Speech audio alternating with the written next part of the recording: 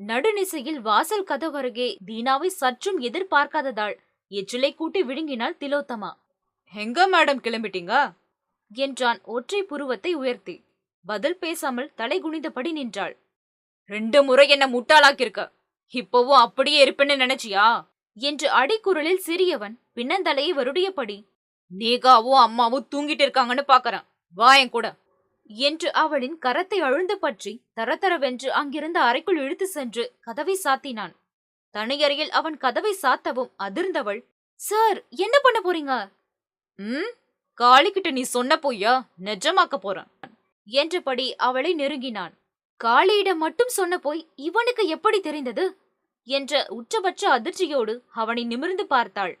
முறைத்து கொண்டே அவளை மேலும் நெருங்கியவன் அவளின் தாடையை அழுந்த பிடித்து அப்படியே சுவற்றில் சாய்த்து அவள் மேல் மொத்தமாக மோதி நின்றான்.